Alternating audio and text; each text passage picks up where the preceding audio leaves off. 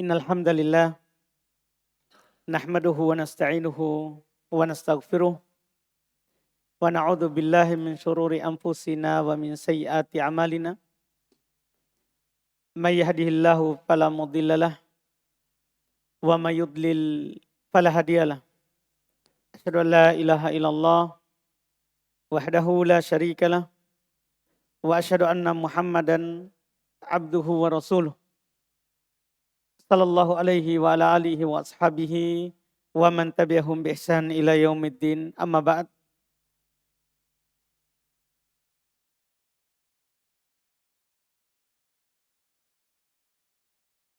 Alhamdulillah, kita bersyukur kepada Allah Subhanahu wa taala pada malam hari ini setelah kita libur kajian kitab Bulughul Maram selama bulan Ramadan, maka pada hari ini kita memulai kembali dan melanjutkan pembahasan yang kita sudah kaji sebelumnya dalam kitab ini. Kita pada hari ini adalah majelis ke-10 di pembahasan kitab ini, kitab Bulughul Maram, karya Imam Al-Hafidh Ibn Hajar Al-Asqalani Asy-Syafi'i rahimahullah. Pada pertemuan ke-10 ini kita masuk di babu al-wudu, bab terkait dengan wudu. Ini adalah bab yang paling penting, bahkan inti dari dibawakan oleh penulis kitab yang pertama, yaitu Kitabut Thaharah. Kitab tentang Thaharah. Karena berthaharah kita sudah jelaskan sebelumnya, berbersih dari hadat besar dan hadat kecil. Apakah dengan menggunakan air atau pengganti dari air, yaitu bertayamum. Dengan dua caranya, berwudu bagi hadat kecil, kemudian mandi terhadap hadat besar. Pada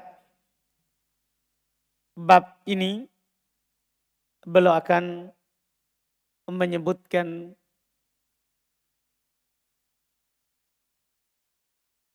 wudu, yaitu bersuci dari hadat kecil. Kata beliau rahimahullah, babu al-wudu'i, bab terkait dengan wudu. Wudu ini secara bahasa dia bisa bermakna an-nadhafah, bermakna berbersih, itu secara bahasa. Tapi secara istilah dia bermakna ghuslu a'dha'in muayyanah ala sifatin muayyanah lirghardit ta'abbud. Mencuci anggota badan yang tertentu di atas sifat tertentu dengan tujuan beribadah kepada Allah. Karena berwudu itu tidak semua anggota badan dicuci. Tapi anggota badan tertentu yang nanti kita akan tahu insya Allah di dalam pembahasan. Di atas sifat tertentu, karena berwudu ini adalah ibadah, maka pondasi dasarnya adalah tauqifiyah. Harus ada dalil syar'inya. Maka ada pengertian wudu kata di atas sifat tertentu. Di atas sifat yang tertentu. Sesuai dengan yang dijelaskan oleh Nabi kita Muhammad sallallahu alaihi wasallam, nanti kita akan baca insyaallah. Lighardit ta'abbud ini yang paling penting yang disebutkan oleh para ulama kita, tujuannya adalah untuk menghambakan diri kepada Allah. Artinya niat kita mencuci anggota badan tadi di atas sifat yang nanti akan disebutkan adalah mau beribadah kepada Allah. Adapun kalau kita cuci anggota wudhu di atas sifat yang disebutkan tapi tidak ada niat, maka tidak dianggap berwudhu. Maka tidak dianggap berwudhu. Ini pengertian wudhu secara istilah syar'i. Beliau akan menyebutkan banyak hadis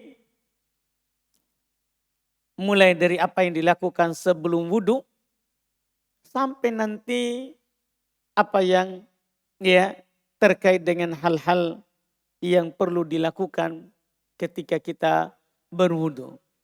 Berwudhu ini memiliki banyak keutamaan dalam syariat kita. Mungkin pada malam hari ini kita akan menyebutkan keutamaannya. Di samping dia merupakan rukun syarat sah daripada sholat, dia memiliki banyak keutamaan. Di antara keutamaannya, dia dengan kita melakukannya bisa menghapuskan kesalahan dan dosa-dosa kecil yang telah lalu. Jadi jangan anggap sepele berwudu.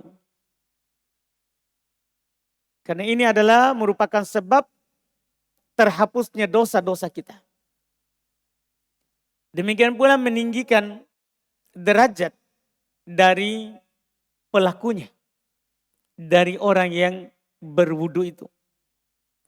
Dua perkara ini sebagaimana telah dijelaskan dalam hadis yang diriwayatkan oleh Imam Muslim dari Abu Hurairah radhiyallahu taala anhu, Rasulullah sallallahu alaihi wasallam bersabda, "Ala adullukum ala ma yamhullahu bihil khotoya wa yarfa'u bihid darajat." Qalu bala ya Rasulullah. Qala isbagul wudu alal makarih wa kathratul khuta ilal masajid wa intidarus shalah ba'das shalah fadzalikumur ribat.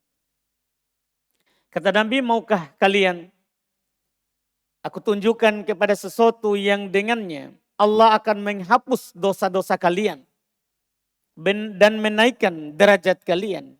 Para sahabat menjawab, iya wahai Rasulullah. Maka Nabi katakan kepada para sahabat terkait dengan hal itu, isbagul wudu alal makarih. Ini yang pertama. Dan ini yang menjadi pokok pendalilan kita. Kata Nabi, dengan menyempurnakan wudu pada waktu atau saat-saat yang tidak disukai. Bangun pagi, malam, dingin. Kita tidak ingin sentuh air, tapi kita tetap menyempurnakan wudu kita. Adapun makna menyempurnakan wudu nanti, ada hadits nanti yang akan dijelaskan oleh penulis di kitab ini, di kitab Bulughul Maram, terkait dengan isbagul wudu. Menyempurnakan wudu, apa maknanya?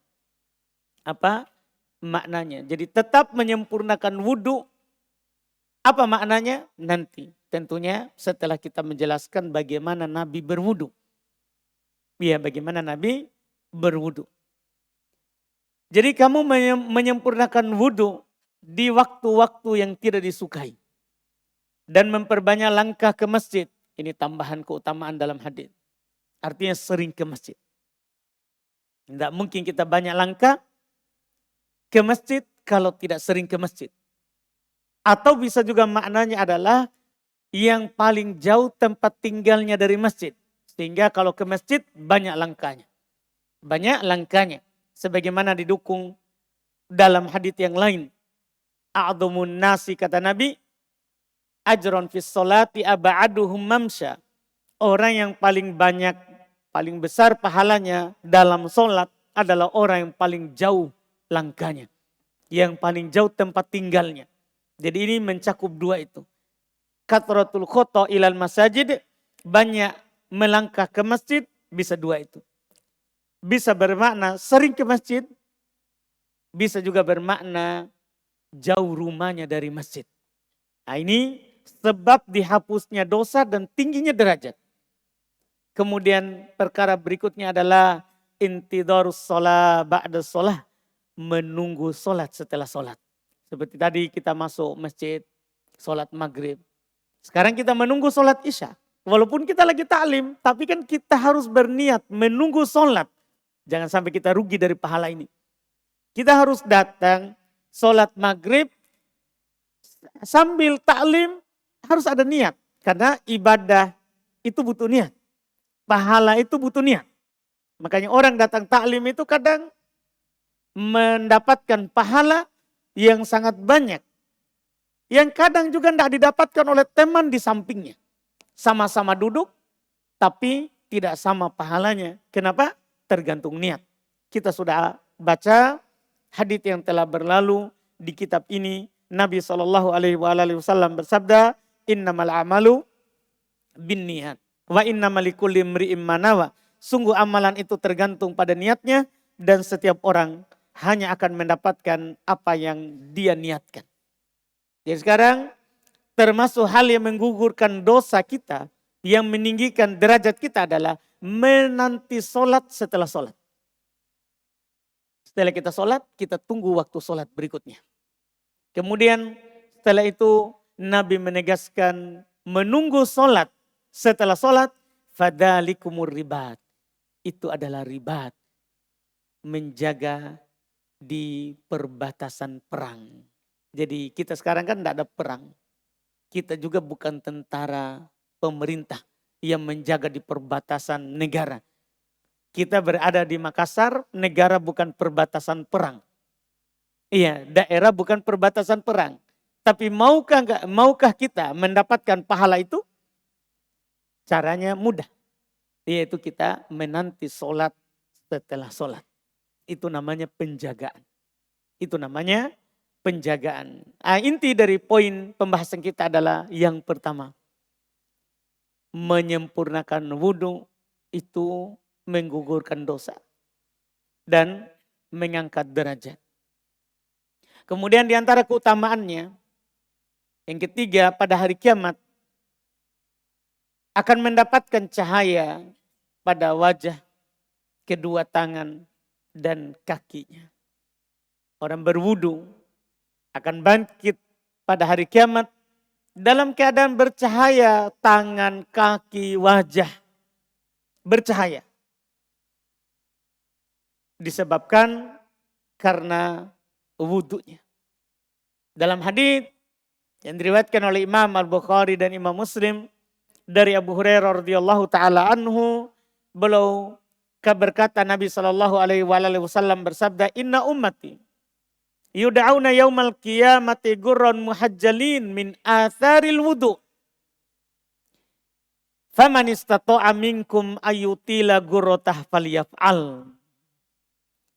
Sesungguhnya umatku akan dipanggil di hari kiamat, dihadirkan pada hari kiamat pada wajah, tangan, dan kaki.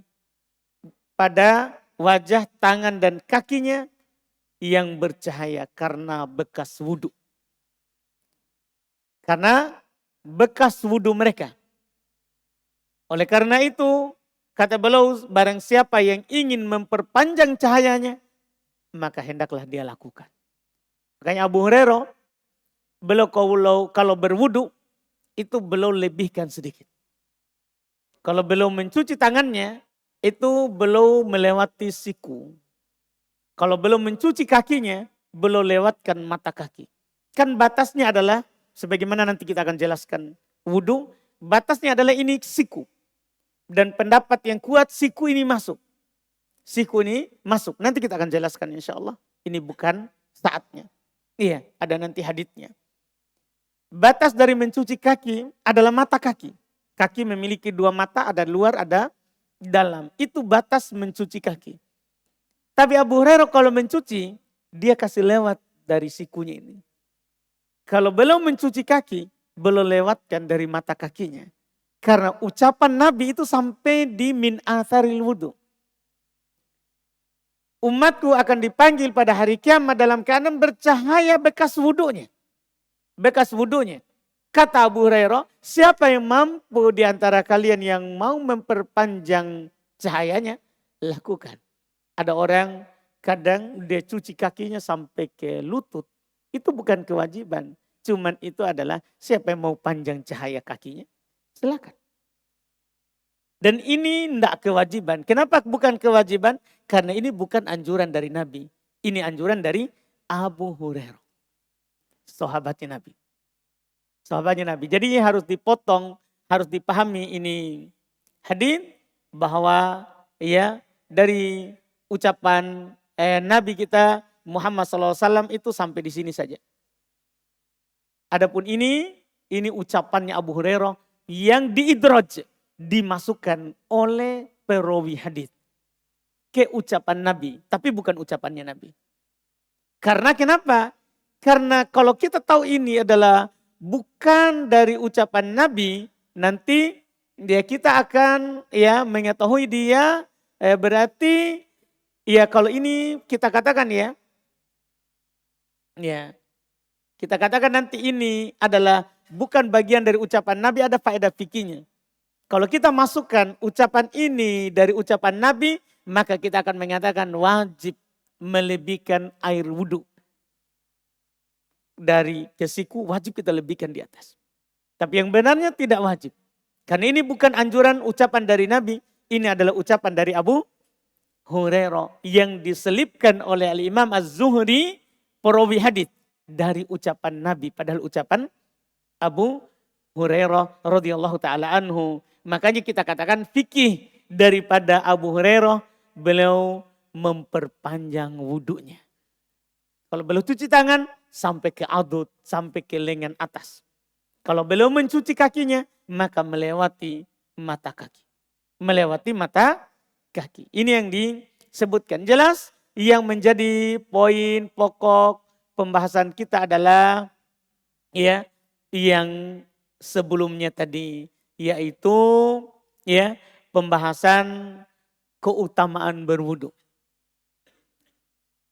Makanya nanti Nabi SAW di padang mahsyar bisa mengenal kita. Dia tahu bahwa itu adalah umatnya. Dia itu adalah umatnya. Bahkan ahli bid'ah sekalipun, kalau dia berwudu Nabi kenal mereka. Ketika mereka nanti di padang mahsyar, orang-orang diarahkan ke telaga Nabi SAW, ada yang diarahkan ke tempat lain. Sehingga Nabi mengatakan ummati, ummati, umatku, umatku. Tapi tetap diarahkan ke tempat lain. Tapi dari mana Nabi kenal? Dari wudunya. Hanya saja Nabi dikatakan mereka telah mengganti, mereka telah berbuat bid'ah. Sehingga tidak diarahkan ke telaga Nabi SAW karena perbuatan mereka sendiri. Membatalkan amalan mereka sendiri. Ini keutamaan berwudu yang ketiga. Yang keempat, di antara keutamaan berwudu adalah berwudu itu merupakan separuh dari keimanan. Kalau kita berwudu, maka kita telah menjaga separuh dari keimanan kita. Jadi tidak bisa disepelekan ini berwudu. Hal ini sebagaimana diterangkan oleh Nabi SAW dalam hadits yang diriwayatkan oleh Imam Muslim dari Abu Malik Al-Asy'ari radhiyallahu taala anhu. Nabi SAW bersabda, at-tuhur syatrul iman. Lihat itu dari awal. Walhamdulillahi tamla'ul mizan. Wa subhanallahi walhamdulillahi tamla'an. Au tamla'u ma bainas samawati wal ard. Wassalatu nur. Wassadaqatu burhan. Wassabru diya. Wal qur'anu hujjatun laka au alaik. Kullun nasi yagdu fabayi'un nafsahu. Famu'tikuha au mubikuha. Ini saya sebutkan hadits penuhnya. Bersuci adalah separuh dari keimanan. Bersuci adalah separuh dari keimanan kata Nabi SAW. Iya, ini poin kita yang paling pokok. Kemudian Nabi terangkan ucapan alhamdulillah akan memenuhi timbangan. Jadi kita bilang alhamdulillah. Kapan saja. Apalagi setelah makan, setelah minum, memang ada sunnah khusus. Alhamdulillah. Tapi segala keadaan, Nabi seluruh keadaan beliau selalu bilang Alhamdulillah. Seluruh keadaan, susah, Alhamdulillah, senang, Alhamdulillah.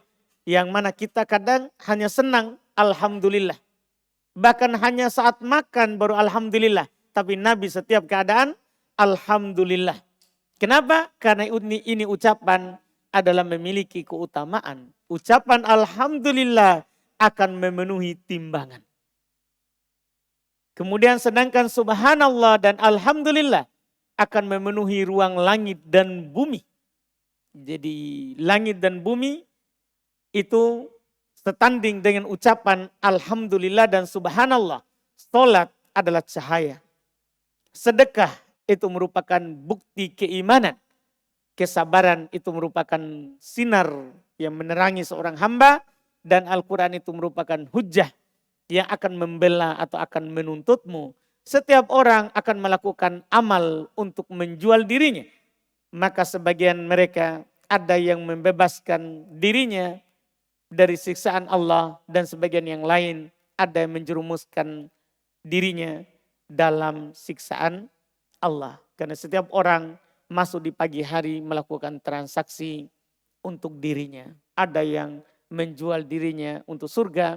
Ada juga yang menjual dirinya untuk neraka. Na'udzubillah. Kemudian ini keutamaan wudhu. Yang keempat. Yang kelima. Di antara keutamaan wudhu ini secara khusus. Dosa-dosa yang diperbuat. Anggota wudhu itu akan keluar. Ini secara khusus. Tadi secara umum. Wudhu itu penghapus dosa. Terus ada dosa yang dilakukan oleh wajah kita. Di wajah itu ada mata, hidung, mulut. Mulut itu lisan. Yang ada di antara dua bibir. Telinga tidak masuk karena telinga ini bagian dari kepala. Kan dalam hadits al-udunan minar ro'as akan datang nanti. Kedua telinga ini bukan punyanya wajah. Tapi punyanya kepala. Punyanya kepala. Iya ini nanti hal lain. Jelas tapi dia juga masuk. Kalau ada dosa yang dilakukan oleh telinga. Maka juga akan terhapus dengan mengusap telinga.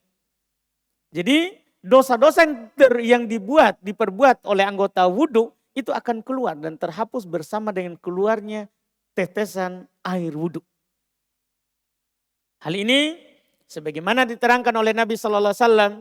Dalam hadits yang diriwayatkan oleh Imam Muslim dari Utsman ibn Affan radhiyallahu taala anhu, Rasulullah sallallahu alaihi wasallam bersabda, "Man tawaddo'a fa ahsanal wudu'a kharajat khotoyahu min jasadih hatta takhruja min tahti adfarihi."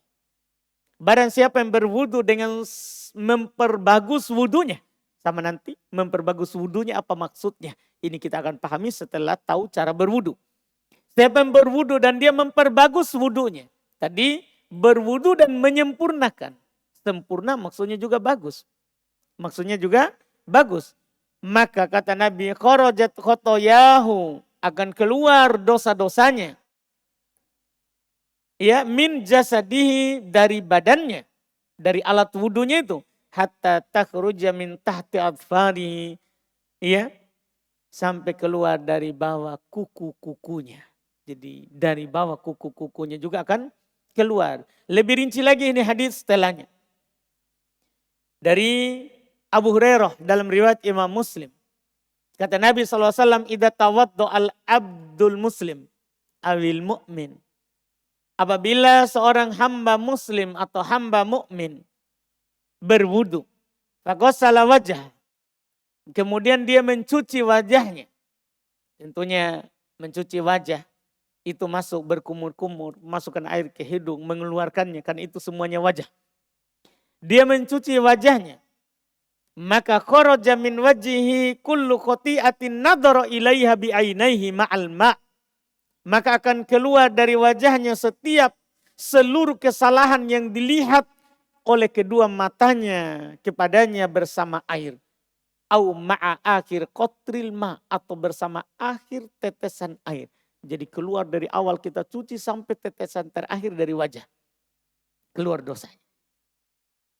Itu baru wajah. Kemudian faida ghasala yadayhi. Apabila dia mencuci kedua tangannya. Kharaja min yadayhi kullu khati'atin kana batoshatha yadahu. Ma'al ma'au ma'a akhir qatril ma'. Maka akan keluar dari kedua tangannya seluruh kesalahan yang disentuh oleh kedua tangannya. Bersama air atau bersama akhir tetesan air. Faida ghasala rijlaihi. Kalau dia mencuci kedua kakinya. Tidak disebutkan kepala karena kepala tidak dicuci. Dia diusap. Tidak ada air yang menetes. Karena kepala tidak disiram. Tidak ada air yang menetes. Dia cuma diusap sama dengan telinga. Makanya tidak disebutkan. Makanya tidak disebutkan. Langsung kaki. Apabila dia mencuci kedua kakinya. Kharajat kullu khoti'atin masyatha rijlah ma'al ma'. Maka akan keluar setiap kesalahan yang dilangkahkan oleh kedua kakinya kepadanya bersama air. Au ma'a akhir qatril ma' atau bersama tetesan terakhir dari air. Kita tidak tahu sudah berapa hari ini yang dipandang oleh mata kita. Dari hal-hal yang tidak boleh dipandang. Jangankan kita orang yang jauh dari luar. Orang yang tinggal di masjid saja ini kita sudah tidak tahu berapa ikhwan yang tukang parkir di bawah melihat akhwat yang lewat. Yang tidak boleh dia lihat. Tapi itu kan alhamdulillah rahmatnya Allah luas. Banyak sumber dosa tapi banyak juga sumber yang menghapuskan dosa kita. Kalau kita ikhlas kepada Allah. Kalau kita ikhlas kepada Allah. Demikian pula tangan. Demikian pula kaki. Kita tidak tahu sudah berapa langkah yang kita langkahkan kaki kita ke hal yang dosa. Tapi dengan wudhu itu bisa terhapus. Bisa terhapus. Ini disebutkan. Ya, sampai kata Nabi hatta yakhruja, hingga dia keluar dari wudhunya. Sudah selesai wudhu. Nakiyan minad dunub, suci bersih dari dosa. Jadi kadang ada orang berwudhu, selesai wudhu, tidak ada lagi dosanya. Tidak ada lagi dosanya. Ini tentunya keutamaan dari Allah Subhanahu wa Ta'ala kepada siapa saja yang dikehendakinya. Karena wudhu ini hal mudah tapi susah dilakukan. Butuh hidayah dari Allah Subhanahu wa Ta'ala. Kemudian orang yang berwudhu dengan benar dan sempurna itu akan dihapus dosanya. Ini keutamaan yang keenam. Yang telah berlalu dan setiap langkahnya ke masjid itu akan dihitung sebagai amalan sunnah. Itu sudah disebutkan sebenarnya tadi tapi ini tambahan hadis. Kata Nabi SAW, man tawaddu'a hakadha. Ini pentingnya nanti berwudu seperti yang Nabi contohkan. Siapa yang berwudu seperti ini. Jadi kata Nabi, bukan wudu sembarang. Bukan wudu seperti yang kita lihat orang. Tapi berwudu seperti Nabi wudu. Yang kita pelajari memang. Bagaimana Nabi berwudu. Siapa yang berwudu seperti ini. Ghufira lahu ma taqaddama min dambi. Maka akan diampuni untuknya apa yang telah lewat dari dosanya. Yang telah lewat. Dari dosanya. Wa kanat sholatuhu wa masyuhu ilal masjidi nafilah. Dan adalah sholatnya dan berjalannya menuju masjid. Itu tambahan pahala. Jadi kan berwudu kan sudah pahala besar. Dia berjalan lagi ke masjid, tambahan pahala. Ini keutamaan berwudu di rumah sebelum kita ke masjid. Ini keutamaan berwudu di rumah sebelum kita pergi ke masjid. Walaupun mungkin saja akan batal di perjalanan, tapi itu kan urusan berikutnya. Yang penting saat kita datang ke sini mau ta'lim, kita sudah berwudu di rumah. Itu keutamaan. Itu adalah keutamaan. Kemudian yang ketujuh, dan ini mungkin kita sebutkan keutamaan terakhir dari keutamaan berwudu. Keutamaan ketujuh. Orang yang berwudu itu masuk surga dengan memilih salah satu dari 8 pintu surga mana saja yang ia sukai. Jadi terserah. Iya. Hal ini diterangkan dalam hadis dari Umar bin Khattab radhiyallahu taala anhu, diriwayatkan oleh Imam Muslim rahimahullah. Nabi sallallahu alaihi wasallam bersabda, "Ma minkum min ahadin yatawaddau fayubligul wudu au fayusbigu al wudu'a. Thumma yaqulu asyhadu an la ilaha illallah wa anna Muhammadan abdullahi wa rasuluh. Doa wudu. Setelah berwudu dia berdoa. Doa wudu. Illa futihat lahu abwabul jannah samaniyah. Yadkhulu min ayyiha sya'a. Kata Nabi, tidak seorang pun dari kalian berwudu. Kemudian dia sempurnakan wudunya. Setelah itu dia berdoa. Asyhadu an la ilaha illallah. Wa anna Muhammadan abdullahi wa rasuluh. Sampai di situ. Ini riwayat Muslim sampai di situ. Sempurna wudu kemudian dia berkata asyhadu an la ilaha illallah wa anna Muhammadan abdullahi wa rasuluh. Keutamaannya illa futihat lahu abwabul jannah, kecuali akan dibukakan untuknya pintu-pintu surga as-samaniyah yang 8. Yadkhulu min ayyiha sya'a. Dia akan masuk dari mana saja dia kehendaki. Ini keutamaan berwudu. Ini kita sebutkan karena Imam Al-Hafidz Ibnu Hajar rahimahullah taala beliau tidak menyebutkan di sini keutamaan berwudu. Keutamaan berwudu. Jadi wudu ini di samping dia adalah syarat sah dari ibadah sholat kita. Ternyata dia punya banyak keutamaan. Adapun bagaimana cara berwudu, ini insya Allah kita akan ambil di pertemuan kita yang akan datang. Kita cukupkan dulu. Alhamdulillah. Kita adzan dulu baru melihat pertanyaan yang masuk. Apakah boleh mandi biasa dan meniatkan wudhu padanya? Boleh. Sah wudhunya. Berdasarkan hadis, innamal a'malu binniyat wa innamal likulli imri'in ma nawa. Sungguh amalan itu tergantung pada niatnya dan setiap orang akan mendapatkan apa yang dia niatkan.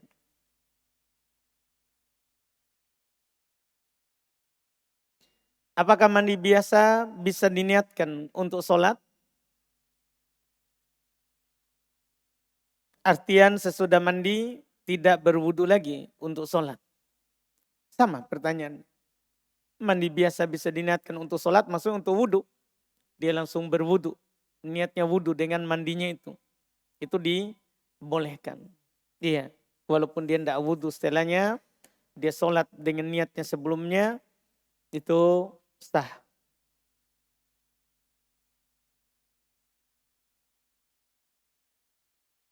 Apa hukumnya mengikuti ijtihad Abu Hurairah radhiyallahu taala anhu?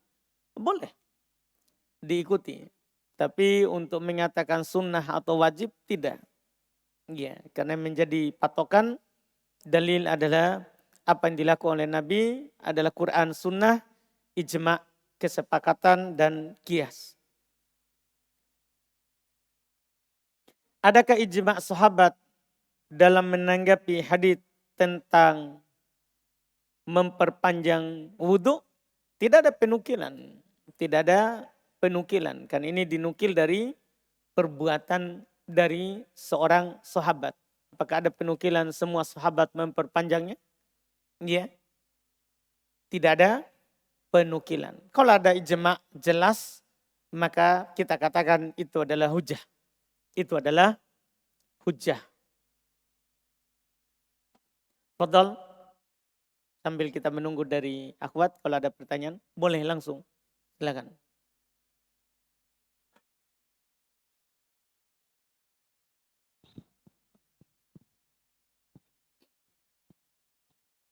Kalau seandainya tadi boleh langsung meniat wudhu tadi, berarti tartib itu apakah tidak dijadikan syarat dalam berwudhu? Tartib.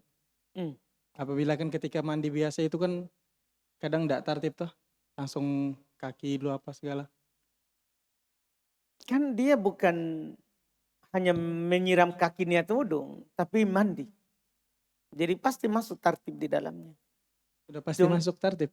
Iya kan? Cuman hanya saja ketika antum bilang tadi tartib itu apakah syarat dalam wudhu, Tidak ada yang mengatakan syarat.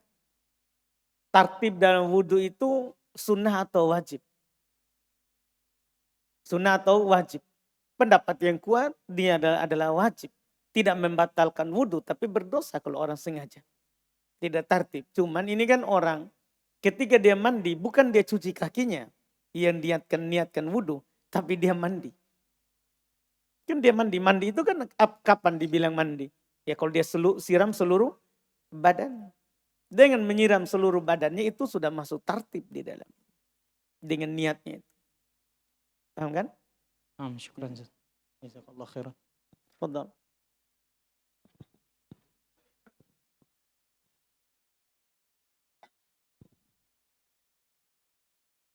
Bismillah, baik syukron Ustaz. Sebelumnya mungkin ada 2 pertanyaan ini Ustaz. Betul. Pertanyaan pertama terkait dengan hadis yang mengatakan bahwa ketika kita membasuh anggota wudhu itu otomatis dosa itu akan terjatuh dengan sendirinya. Nah, apakah kita harus meniatkan dengan wudhu itu akan menghapuskan dosa atau sudah otomatis terhapus Ustaz? Kemudian apakah dengan memperbanyak air ataupun basuhannya itu juga masuk ke dalam semakin banyak dosa yang berguguran Ustaz? Seperti itu. Baik. Untuk yang pertama, tidak perlu diniatkan. Cukup kita, itu kan keutamaan wudhu. Namanya keutamaan itu adalah janji. Sama dengan sedekah. Ada keutamaan. Siapa yang bersedekah kan akan digantikan. Apakah dia bersedekah dengan niat diganti? Tidak perlu. Cukup bersedekah saja, maka Allah tidak akan pernah menyelisih janjinya. Sama dengan berwudhu. Cukup berwudhu saja, maka janji Allah menggugurkan dosa. Nah, itu janji namanya, itu keutamaan. Tidak perlu kita niatkan. Kemudian yang kedua, apakah kita memperbanyak saja airnya? Supaya banyak dosa yang gugur. Bukan seperti itu yang dimaksudkan. Karena Nabi SAW kadang berwudu sekali-sekali. Sebagaimana nanti akan datang. Kadang belum berwudu 2 kali. Kadang belum berwudu 3 kali. Dan tidak boleh lebih dari itu. Tidak boleh lebih dari itu. Ada yang mengatakan Nabi pernah berwudu dengan 1 mut. 2 telapak tangan airnya. Pakai berwudu. Kalau yang seperti tadi yang dimaksudkan, kenapa Nabi tidak mau mendapatkan keutamaan? Kenapa beliau hanya berwudu dengan 1 mut? Kan begitu? Tidak seperti itu pemahamannya. Ini adalah bahwa penjelasan keutamaan. Bahwa berwudu itu penggugur dosa. Tidak ada anjuran supaya kita memperbanyak air dalam berwudu. Paham kan? Cuman kalau siapa saja yang berwudu maka akan digugurkan dosanya. Seperti itu. Baik Ustaz, untuk pertanyaan kedua ini berkaitan tentang doa. Kan salah satu tempat mustajab ketika berdoa itu adalah di waktu sujud saat sholat.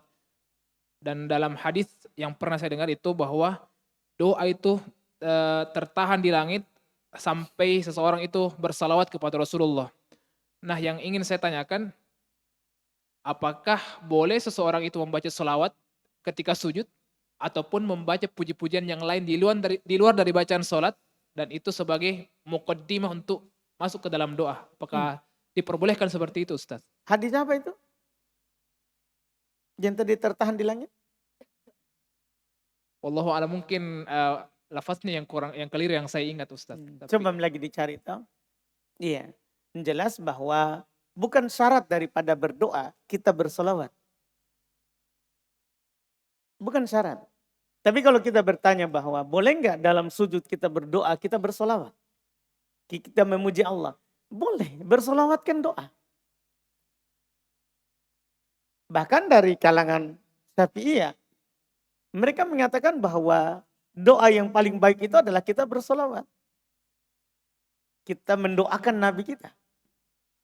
Solawat. Kita paham kan? Jadi kalau kita bertanya boleh nggak bersolawat ketika berdoa dalam sujud? Boleh, karena bersolawat juga termasuk doa. Termasuk doa. Seperti itu. Syukran, jazakallahu khair. Tapi tadi haditsnya itu boleh dilihat. Yang tadi tergantung di langit. Karena itu masalah besar. Tertahan doa gara-gara tidak bersolawat. Berarti syarat doa harus bersolawat, kan begitu? Itu Afwan, coba dilihat kembali. Afwan Ustaz, mungkin yang saya pahami saat itu kan tertahan di langit tapi menembus pintu langit Ustaz, kayak dari yang pernah saya baca kalau tidak salah. Coba melihat lagi.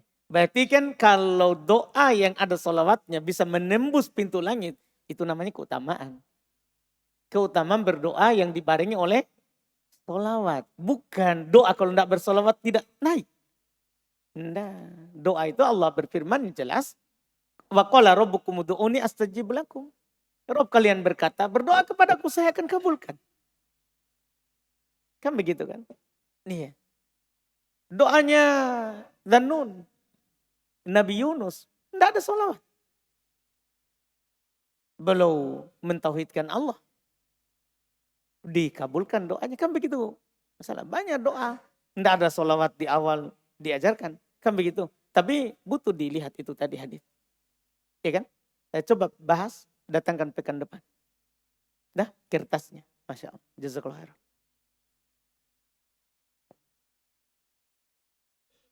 Silakan.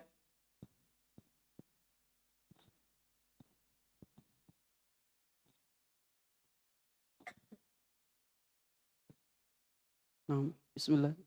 Tadi dikatakan Ustaz, mandi itu ketika diniatkan untuk berwudu bisa untuk sholat. Dari segi pendalilannya, apa yang menunjukkan hal demikian Ustaz? Niat. Bukannya dalam wudu itu ada kaifiyah. Kan mandi kan mengguyur ta'milul badal bil ma'. Iya, kan kena semua. Seluruh badan antum kan kena, termasuk anggota wudhu. Kecuali antum mandi, tangannya digantung. Kan begitu, berarti tidak kena, tidak wudhu. Kan antum bilang sendiri bahwa mandi itu kan adalah mengguyur seluruh badan. Maka semua anggota wudhu kena. Jadi dari segi pendalilan Innamal amalu binniyat. Wa innama likulli imri'in ma nawa. Innamal amalu binniyat wa innama likulli imri'in ma nawa. Amalan itu tergantung pada niatnya. Setiap orang akan mendapatkan yang ia niatkan. Kalau antum niat, antum dapat. Kan begitu. Ada masalahnya dengan teman-teman? Ini sabar sedikit. Ya, iya kan? Itu niat, itu dalilnya. Terus firman Allah itu faghsilu wujuhakum wa aydikum, bukankah itu dijelaskan tata caranya? Nah, saya paham bahwa ayat itu surah apa itu Al-Maidah ayat 3. Kan Allah berfirman ya ayyuhalladzina amanu idza kumtum ilas sholati faghsilu wujuhakum wa aydiyakum ilal marafiq wamsahu biru'usikum wa arjulakum ilal ka'bain. Wahai orang-orang yang beriman, apabila kalian mau berdiri sholat, cuci wajah kalian. Nah orang mandi, dia cuci nggak wajahnya? Itu dulu pertama. Iya, dia cuci wajahnya orang mandi kan? Iya, dia cuci wajahnya. Wa aidiakum ilal marafiq, kedua tangan kalian sampai ke siku. Dia cuci nggak? Kan begitu. Wamsahu birusikum, usap kepalanya. Dia usap nggak kepalanya? Jangan usap, siram saja sudah. Wa arjulakum ilal ka'bain. Kaki sampai ke mata kaki. Dia cuci nggak kaki? Kan begitu. Nah, tapi saya kasih ke dalil pokok yang paling jelas. Jadi ada hadits Bukhari Muslim. Dari Ummu Salamah radhiyallahu taala anha. Mungkin dalil tadi kita tidak jelas dengan ayat tadi. Tapi kan ayat tadi kan itu ayat umum. Kemudian datang Ummu Salamah. Dia bilang kepada Nabi SAW, ya Rasulullah sudah lewat bersama kita juga haditsnya. Ya Rasulullah ini imra'atun asyaddu dhafri ra'si. Wahai Rasulullah, saya ini adalah perempuan yang lebat rambutnya. Apa angkuduha li guslil janabah? Apakah harus saya buka kalau saya mandi junub? Iya, saya harus buka saya mandi junub. Dia kata Nabi SAW, innama yakfiki antahti ala ra'siki talas hataya. Sesungguhnya cukup bagi kamu untuk menyiram di atas kepalamu 3 kali siram. Fatathurin. Kata Nabi, maka kamu telah bertoharoh. Lihat itu. Dia tidak wudhu, dia tidak apapun. Dia cuma siram di atas kepalanya dengan niat mandi tadi. Maka Nabi bilang, kamu telah suci. Masih ada masalah? kasih tahu memang. Supaya selesai masalah antara kita berdua malam ini. Alhamdulillah. Iya kan? Nah, yakfi Ustaz. Jazakallah khair. Iya. Bismillah. Terkait dengan athar dari Aisyah yang diriwayatkan oleh Imam Bukhari dan Muslim di dalam kitab ada Umdatul Ahkam yang berbunyi kana Nabi sallallahu alaihi wasallam la yatawadda ba'dal ghusl. Apakah itu untuk mandi janabah atau mandi biasa saja, Ustaz? Dasarnya mandi junub itu di kitab apa? Umdatul Ahkam. Iya, tapi di bab pembahasan apa? Thahar, Ustaz. Iya, toharo kan ada bab wudu, haid, janabah. Cari Miki dulu. Alhamdulillah. Karena gini, kenapa saya tanya begitu? Kita kalau baca hadis di sebuah buku, kita harus lihat judul bab. Karena kenapa itu? Oh, dekat dengan ini. Karena kenapa? Kita harus lihat judul bab. Kan gini, perlu antum pahami bahwa ketika seorang penulis menyebutkan sebuah hadis, maka kita harus paham dia di bawah bab apa.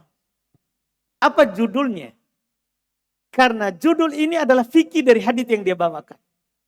Misalnya Imam Bukhari, dia menyebutkan hadis. Hadis di Bukhari banyak. Tapi harus kita tahu di bab apa beliau sebutkan. Supaya kita tahu ini dalil untuk apa. Jadi itu hadis supaya antum paham harus dipahami.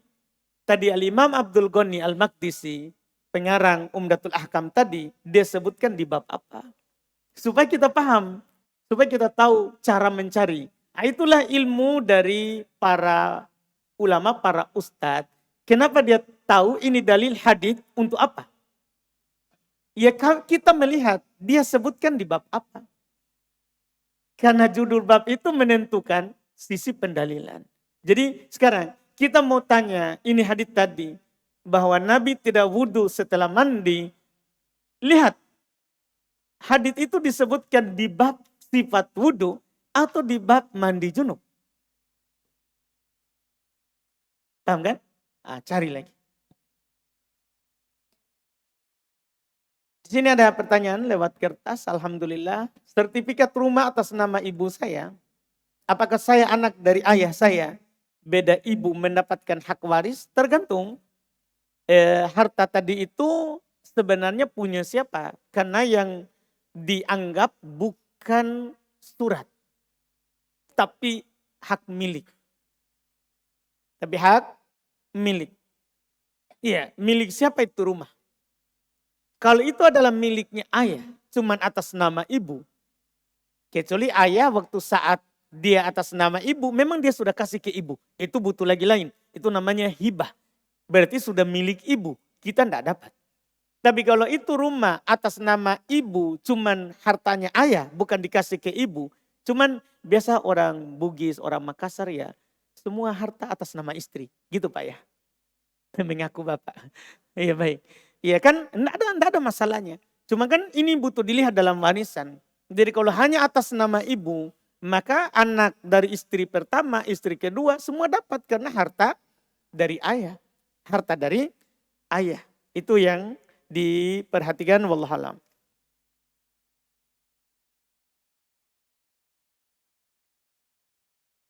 Ana mau bertanya Ustaz tentang gade. Ana punya keluarga mau pinjam uang dengan catatan sawahnya jadi jaminan. Lalu sawahnya itu mau tetap ditanami nanti. Hasilnya dibagi dua. Bagaimana hukumnya Ustaz? Riba. Hukumnya adalah riba. Iya, biarkan saja yang punya sawah tanami. Hasilnya dipakai untuk bayar utang. Itu lebih bagus. Daripada dibagi dua, bagi tiga atau kita yang kelola. Sebagai pihak yang memberikan pinjaman. Kalau pihak yang memberikan pinjaman yang kelola riba qard. Demikian pula kalau dia kasih hasilnya karena ada pinjaman riba qard. Riba yang terlahir dari utang piutang. Jadi yang paling bagus adalah biarkan dia kelola, hasilnya dia pakai bayar utang. Dia pakai bayar utang. Kan boleh dia bayar cicil. Utang itu boleh dia bayar cicil. Itu lebih bagus. Atau paling bagus adalah Enggak usah seperti itu. Kalau kita memang mau ambil hasil dari sawah itu, maka jangan akad pinjam, tapi akad sewa. Ada orang datang kepada kita, saya mau pinjam uang 5 juta, ini sawah pegang. Enggak usah, gini saja. Sawahmu itu saya sewa 5 juta. Saya kelola selama 3 kali panen misalnya. 4 kali panen misalnya. Atau selama 5 tahun misalnya. Enggak apa-apa. Sehingga dia dapat keuntungan dari panen itu bukan riba. Cuman uangnya tidak kembali. Kan dia sudah dapat dari hasil panen. Itu jalan keluar. Wallahu a'lam. Apakah saat junub di atas kapal, kemudian untuk mandi di kapal sangat sulit, kemudian tetap sholat dengan terus memperbaharui wudhu saat waktu sholat, walau belum batang, dan diniatkan mandinya setelah turun. Apakah ini boleh? Kenapa kita tidak mandi air laut? Kan di kapal. Ya kan? Kita yang punya ini. Nah, saya mau tahu nih. Siapa yang punya pertanyaan ini? Kenapa sulit? Enggak. Wah, di kapal enggak perlu takut banjir karena pasti terbuang ke air laut. Enggak apa-apa. Ya, pokoknya selama kita bisa pakai air, enggak boleh kita berpindah dari air berwudu atau mandi ke tayamum. Enggak boleh. Ya, para sahabat sudah lewat bersama kita di hadits tentang dulu masalah air di awal kitab. Ya, sahabat mengatakan kunna narkabul bahar, kami mengarungi laut. Walaysa ma'ana ma, kami tidak punya air. Kan begitu. Jadi pertanyaannya, apa natawaddau min ma'il bahar? Apakah kami berwudu dengan air laut? Ya, Nabi bilang, ya, al-bahar tahurun ma'uhu al-hillu maitatuh. Air laut itu suci airnya, halal bangkainya. Iya kan? Jadi biar banjir di kapal, enggak usah takut. Iya. Banyak orang gitu ya. Jadi tidak ada sejengkal pun pasti manusia. Nggak mungkin, masa ada orang di WC? Jangan persulit dirinya. Iya.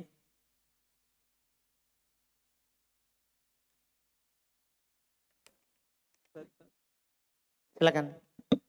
Ya, apakah jika di pertengahan mandi kita buang air kecil, namun kembali menyiram seluruh tubuh dengan niat pengganti wudhu, apakah masih sah atau tidak? Sah. Kan tergantung niat. Ya, terus yang mana lebih afdol? Kalau lebih utama. Ya, kan afdol itu sudah lebih utama. Iya. Yang mana lebih utama pada saat tertib wudhu? Hukum wudhu kan wajibnya 1 kali. Kalau sunnahnya 3 kali. Kalau tangan kita selesaikan dulu yang kanan 3 kali atau kanan 1 kali, kiri 1 kali, kanan 1 kali, kiri 1 kali sampai 3 kali. Yang mana lebih afdol? Menyelesaikan 3 kali sekaligus kanan baru ke kiri atau 1 kali 1 kali. Ya, itu seling-seling. Iya. Nah, mulai dengan kanan, habis kanan, baru kiri. Baru kiri. Tapi itu bukan wajib. Memulai dengan yang kanan itu sunnah. Kalau kita dengan kiri, sah. Cuman kita menyelisihi sunnah. Begitu saja. Ya, syukran. Apakah wudhu sah? Yang saat mengusap kepala usapannya 3 kali. Itu pun di bagian ubun-ubun saja. Kalau ditanya sah, sah. Tapi menyelisih sunnah. Yang kita akan jelaskan nanti insya Allah akan datang cara mengusap kepala. Kalau kita bertanya sah, sah. Iya.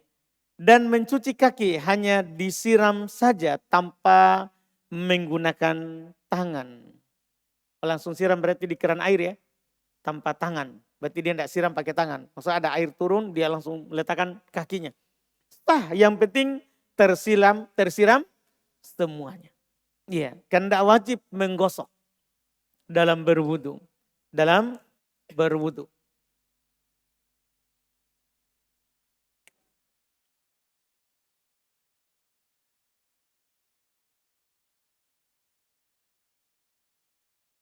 Apakah boleh meminta kembali mahar dan uang panai oleh pihak keluarga laki-laki? Dikarenakan istri tidak pernah disentuh dan dilayani sebagai suami. Kalau si suami ini ceraikan dan belum berhubungan badan, boleh meminta uang kembali, uang panai, mahar. Tapi setengah. Bukan seluruhnya, setengah.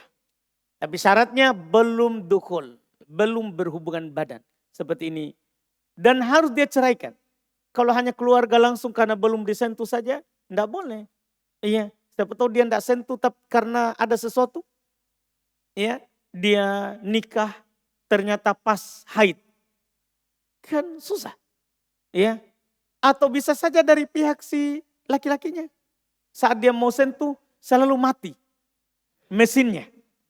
Ya, anak muda enggak usah paham ya, ini untuk orang tua. Ya, kan ada begitu. Ada orang kena sihir. Setiap dia jauh dari istri, mesinnya hidup. Tapi kalau sudah dekat dengan istrinya, mau sudah lakukan, langsung layu. Mati. Itu sebab karena dia tidak sentuh. Maka perlu dilihat.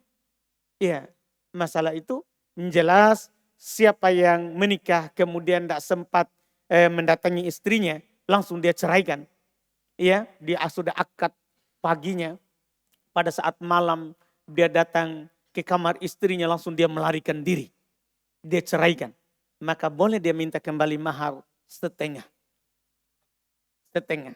Tapi kalau sudah berhubungan badan, tidak ada mahar kembali.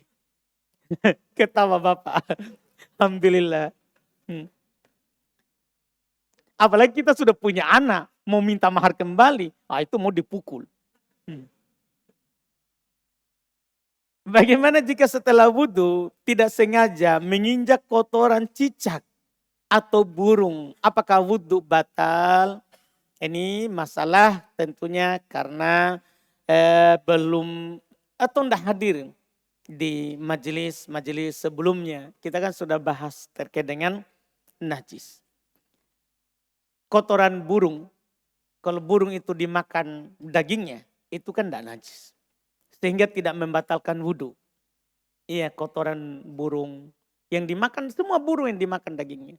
Semua burung itu asalnya dimakan dagingnya, kecuali burung yang memangsa dengan taringnya atau memangsa dengan kukunya. Itu tidak dimakan dagingnya. Jadi burung yang dimakan dagingnya, itu kotorannya tidak najis. Sehingga kalau diinjak, tidak membatalkan wudhu, tidak membatalkan sholat. Kemudian kotoran cicak yang disebutkan dalam pertanyaan, juga dia tidak dimakan hewannya, tapi dia dimaafkan. Dia masuk dalam kategori hewan yang seperti kucing. Yang selalu ada di tengah-tengah kita, sulit untuk berlepas darinya. Maka kotorannya tidak najis walaupun tidak boleh dimakan. Walaupun tidak boleh dimakan. Kotoran cicak, kotoran tikus, ya, kucing, apalagi?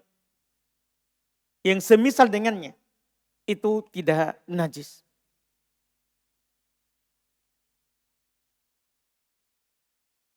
Ini sudah tadi.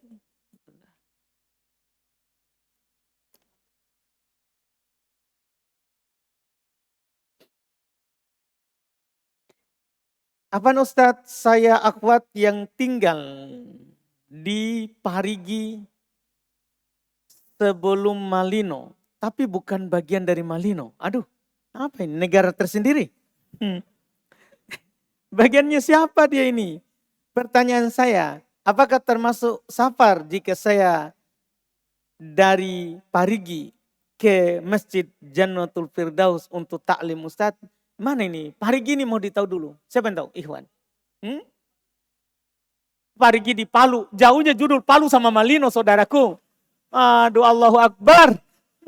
Kita ini berbicara Malino. Kok tiba-tiba Palu? Saya paham ada Parigi di Palu. Tapi ini orang judulnya Malino, saudaraku tercinta. Makanya saya tanya, di mana ini Parigi yang bukan Palu?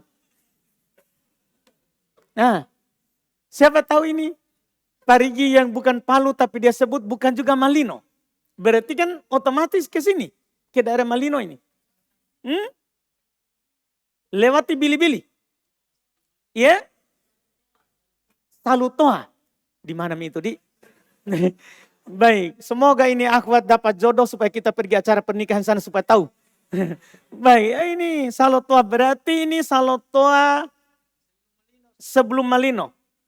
Jaraknya berapa Pak dari sini? 10 kilo. Oh bukan safar. Bukan safar. Alhamdulillah. Mantap juga kita tahu Pak. Alhamdulillah. Jadi ini ke tempat ini Parigi bukan dari Malino, bukan dari Palu juga Pak. Iya. Jangan tiba-tiba ucapkan Palu. Jadi kalau dia Parigi yang di Palu, sepakat ulama safar. Karena itu sudah lebih dari 80 kilo. Begitu Pak. Ini jauh sekali. Ini Parigi dan dia bilang bukan Malino. Sudah tahu tadi 20 kilo bukan safar. Bukan safar. Jadi kalau kita datang taklim ke Jannatul Firdaus, boleh. Yang penting aman dari fitnah. Di perjalanan aman. Di perjalanan aman. Tapi kalau tidak aman, kita tidak boleh ke masjid. Ini pertanyaan terakhir. Dalam sebuah pernikahan, adat Bugis untuk pihak laki-laki disuruh membawa 12 bosara. Wadah kue, Masya Allah. Diisi kue. Nantinya akan diisi kembali kue dari pihak perempuan. Dan lawasoji. Apa itu? Yang berbentuk anyaman bambu berbentuk segi 4. Oh itu yang biasa di pick up ya? Iya. Yang berbentuk segi 4. Yang mana ada beberapa isinya. Seperti ayam kecil, jantan dan betina. Padi, labu, nangka, pisang, satu tangkai dan buah-buahannya yang lain. Apakah hal ini termasuk dalam kesyirikan? Karena ada jumlah yang ditentukan dan beberapa buah khusus disuruh dibawakan.